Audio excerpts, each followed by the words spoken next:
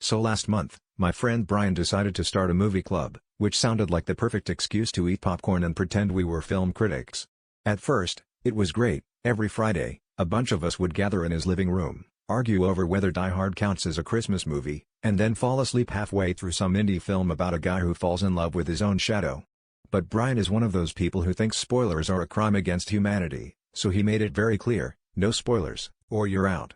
We all agreed, mostly because nobody wanted to get kicked out before the snacks were served. The first sign things were getting weird was when Brian started banning the trailers.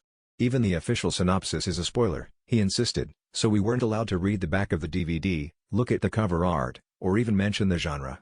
It's better to go in completely blind, he said, which was ironic, because half the time the lights were so low we couldn't see anything anyway. Soon, he started confiscating our phones at the door and making us swear an oath of secrecy. If you so much as hum the soundtrack, you're done, he warned, brandishing a bowl of popcorn like a gavel.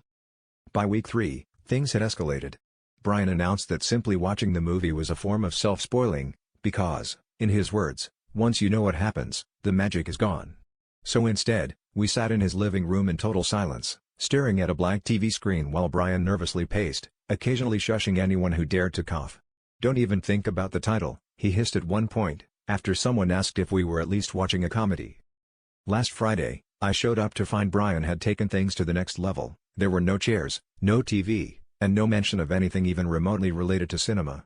He handed out blank sheets of paper and told us to draw something that made us happy, as long as it's not a scene from a movie.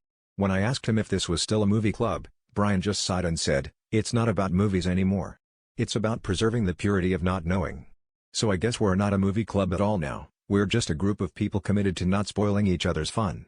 Or as Brian now calls us, the Spoiler Alert Support Group, where the first rule is, you do not talk about Fight Club, or any club, for that matter.